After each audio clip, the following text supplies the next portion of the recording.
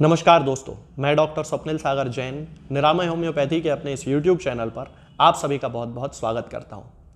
दोस्तों, आजकल हम ये देखते हैं कि हमारे आसपास का जो वातावरण है वो इस तरह का हो चुका है कि हर व्यक्ति किसी न किसी प्रकार की अश्लीलता में फंस जाता है और बहुत सारी मूवीज़ देखता है, वो बहुत सारी मैगजीन्स का उपयोग करता है और जिसके कारण 12-13 वर्ष की उम्र से ही लड़के अपने हाथ से अपने सीमेन को निकालने लगते हैं, जिसे कि हस्तमैथुन या मैस्टरबेशन कहा जाता है।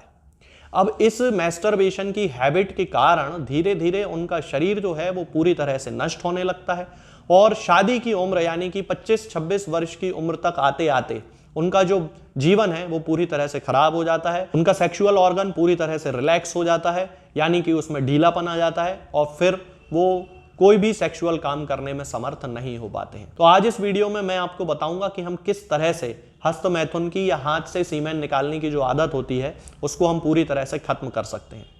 इसके लिए दोस्तों सबसे पहले तो हमें अपनी विल पावर को बढ़ाने की जरूरत होती है, यानी कि हमें अपनी इच्छा शक्ति को बढ़ाना पड़ता है। अब चूंकि आज हम जिस जमाने में रह रहे हैं वहां पे इंटरनेट की पहुंच बड़े बड़े शहरों से लेकर छोटे छोटे गांवों तक हो चुकी है और इंटरनेट पे सबसे ज्यादा इसी तरह की वेबसाइट्स देखी जाती हैं, जिसके कारण कि लोगों के मन में इस तरह के विचार आने लगते हैं।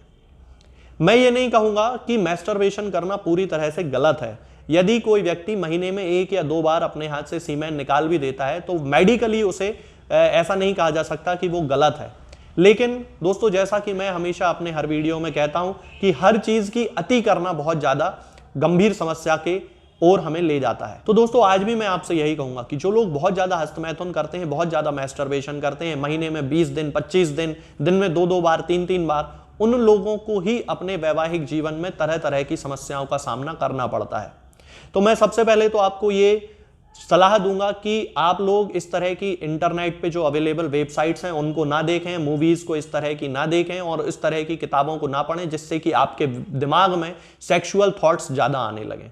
दूसरा होता है कि हमें एक्सरसाइज करना बहुत ज्यादा जरूरी होता है। एक्सरसाइज करने से हमारी बॉडी में बहुत सारे ऐसे हार्मोन्स डेवलप होने लगते हैं जो कि हमें सेक्स की तरफ जाने से हमारे दिमाग को रोकते हैं, अश्लील विचारों की तरफ हमें जाने से रोकते हैं। तो अगर आप कंटिन्यूअस एक्सरसाइज करते हैं तो उसका भी आपको बहुत ज्यादा बेनिफिट मिलेगा। तीसरा होता है दोस्तों हमारा खान पान। यदि हम बहुत ज्यादा नॉनवेज खाते हैं, रात को बहुत ज्यादा देर तक खाना खाते हैं, 10 बजे 11 बजे 12 बजे बहुत ज्यादा मिर्च मसाले वाला खाना, तला चिकना खाना खाते हैं, तो ये सारी चीजें हमारे शरीर के अंदर जाके हमारे दिमाग को इस तरह से एक्साइट करती हैं जिसके कारण कि हमारे दिमाग में उस तरह के विचार कंटिन्यूअस आने लगते हैं। अब मैं आपको बताता हूं दवाइयों के उन कॉम्बिनेशन के बारे में जिसका उपयोग करके हम पूरी तरह से इस गलत आदत को छोड़ सकते हैं। सबसे पहली मेडिसिन होती है दोस्तों स्टेफाइसेग्रिया। स्टेफाइसेग्रिया होम्योपैथिक मेडिसिनल सिस्टम की वो मेडिसिन है जिसका कि उपयोग उन लोगों के लिए किया जाता है जो कि हमेशा मैस्टरबेशन करने के लिए एकांत ढूंढते रहते हैं। सामान्य सी बात है, बहुत सारे लोग होते हैं जो कि बिल्कुल एकांत में जाके ये जगह देखते हैं कि कहाँ हमें जगह मिल जाए और हम मैस्टरबेशन कर सकें। तो स्टेफाइसेग्रिया हमें इस कॉम्बिनेशन में यूज करना है 200 पोटेंसी में। इसके बाद अगली मेडिसिन आती है दोस्तों ऑनोस्मोडियम। जिन लोगों के दिमाग में बहुत ज्यादा अश्लील विचार आते हैं, तरह तरह के गंदे गंदे विचार आते रहते हैं, वो पूरे समय लड़कियों को घूरते रहते हैं, उन लोगों के लिए ऑनोस्मोडियम सबसे अच्छी मेडिसिन होती है। ऑनोस्मोडियम हमें इस कॉम्बिनेशन में दोस्तों 30 पोटेंसी में लेके आना है। इसके बाद तीसरी मेडिसिन आती है लिलियम टिग्रिनम। अगर आपने मेरे वीडियोस पहले देखे हों इस प्रॉब्लम के लिए तो मैंने उसमें भी लिलियम टिग्रिनम के बारे में थोड़ा सा बताया है कि जो लोग राह चलती लड़कियों को और औरतों को घूरते रहते हैं, जिनके दिमाग में कंटिन्यूअसली इस तरह के विचार आते रहते हैं, उन लोगों के लिए लिलियम टिग्रिनम दिमाग को शांत करने के लिए सबसे अच्छी मेडिसिन होती है। ये महिलाओं में भी उतनी ही इफेक्टिव है जितनी कि पुरुषों में इफेक्टिव होती है। तो लिलियम टिग्रिनम को हमें 200 पोटेंसी में लेके आना है। और इस कॉम्बिनेशन की आखिरी दवा है दोस्तों अवीना सेटाइवा। अवीना सेटाइवा को हमें मदर टिंचर फॉर्म में लेके आना है और इसकी 10 बूंद सुबह, 10 बूंद दोपहर में और 10 बूंद शाम को आधा कप या 1 कप पानी में मिला के हमें पीना चाहिए। ये अवीना सेटाइवा हमारे दिमाग को शांत करती है, हमारे नर्वस सिस्टम को मजबूत बनाती है और हमारे अंदर जो सेक्सुअल एक्साइटमेंट होता है उसे नॉर्मल लेवल पे लेके आती है। यदि हम स्टेफाइसेग्रिया के डोज की बात करते हैं तो दोस्तों स्टेफाइसेग्रिया की 200 पोटेंसी हमें अल्टरनेट डे यानी कि एक एक दिन छोड़ के यूज करना है और हमें इसकी केवल 4 बूंद यूज करना है। यानी कि 4 बूंद आप सीधे जीभ पे रख लें और पानी में मिला के भी आप ले सकते हैं, जैसा आपको उचित लगे आप वैसा कर सकते हैं। लेकिन अल्टरनेट डे यानी कि एक एक दिन छोड़ के सोमवार, बुधवार, शुक्रवार इस तरह से यूज करना है। कंटिन्यू आपको इस तरह 6 हफ्ते करना है। इसके साथ में ऑनोस्मोडियम की 30 पोटेंसी आपको रोज 4 बूंद पीना है। आप सुबह पी लें, शाम को पी लें, कभी भी पी सकते हैं, लेकिन खाना खाने के 15-20 मिनट पहले और खाना खाने के 1 घंटे बाद ही आप इसका उपयोग करें। इसके साथ में लिलियम टिग्रिनम भी आपको 200 पोटेंसी में लेके आना है और 200 पोटेंसी की 4 बूंद हफ्ते में एक बार पीना है। जैसा कि स्टेफाइसेग्रिया का उपयोग करना है वैसे ही आपको लिलियम टिग्रिनम का भी यूज करना है। कंटिन्यू 6-8 हफ्ते तक इसका उपयोग करना है। और अविना सटाइवा का तो मदर टिंचर लेके आना है, जैसा कि मैंने आपको बताया है 10-10 बूंद दिन में 3 बार पानी में मिला के आप इसको पी सकते हैं। तो ये जो चारों दवाएं हैं ये आपके दिमाग को शांत करने लगेंगी।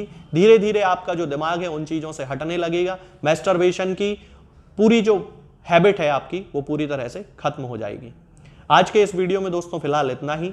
आगे के वीडियोज़ में मैं आपसे बात करूँगा कुछ नई बीमारियों के बारे में और उनकी होम्योपैथिक दवाओं के बारे में। तब तक के लिए जय हिंद, जय भारत। दोस्तों, होम्योपैथिक दवाओं को खाने का सबसे अच्छा तरीका होता है कि हम हमेशा खाली पेट इन दवाओं को खाएं। जिन दवाओं को दिन में केवल एक बार खाना है उन्हें सुबह खाली पेट खा लेना चाहिए। मुंह में अच्छे से कुल्ला करके, गार्गल्स करके मुंह को साफ कर लेना चाहिए और उसके बाद हमें होम्योपैथिक दवाई खा लेना चाहिए। जिन दवाओं को दिन में 2 बार या 3 बार या 4 बार खाना होता है उन दवाओं को खाली पेट खाने का मतलब होता है कि हम उन दवाओं को खाने के लगभग आधे घंटे पहले या फिर 2 से ढाई घंटे बाद ही खाएं। और उस स्थिति में भी हमारे मुंह में किसी भी वस्तु का, किसी भी चीज का स्वाद नहीं होना चाहिए, ना ही हमारे मुंह में किसी भी चीज की गंध होना चाहिए, जिससे कि ये होम्योपैथिक दवाएं हमारे शरीर पर बहुत अच्छे तरीके से काम कर सकती हैं। तो हमें हमेशा ये ध्यान रखना है कि जब भी हम होम्योपैथिक दवा खाएं हमेशा खाली पेट खाएं और हमारे मुंह में किसी भी चीज का स्वाद या किसी भी चीज की स्मेल ना हो। अब बहुत सारे लोग ये सोचते हैं कि हम कच्चा प्याज खा सकते हैं या अदरक खा सकते हैं या हींग खा सकते हैं या इलायची खा सकते हैं या नहीं। बिल्कुल आप इन चीजों का इस्तेमाल कर सकते हैं। होम्योपैथिक दवाओं को खाते समय आप इन सभी चीजों को बड़ी आसानी से खा सकते हैं। बस याद ये रखना है कि जब भी आप होम्योपैथिक दवा खाएं इनमें से किसी भी वस्तु का, किसी भी चीज का स्वाद आपके मुंह में ना हो। यानी कि जब भी आप इन्हें खाएं तो इनके खाने से या तो आधे घंटे पहले होम्योपैथिक दवा खा लें या फिर इन्हें खाने के 2-ढाई घंटे बाद, जब कि आपने मुंह में अच्छे से कुल्ला कर लिया हो, अच्छे से गार्गल्स कर लिए हो, तब इन होम्योपैथिक दवाओं को खाएं। तो आपको हमेशा होम्योपैथी के सबसे अच्छे रिजल्ट देखने को मिलेंगे। लोग गलती यही कर देते हैं कि वो प्याज खाना छोड़ देते हैं, कच्चा प्याज, लहसुन, अदरक, हींग सब खाना छोड़ देते हैं, लेकिन फिर भी उनको मुंह में सफाई ना होने के कारण होम्योपैथिक दवाओं का अच्छा रिजल्ट देखने को नहीं मिलता है।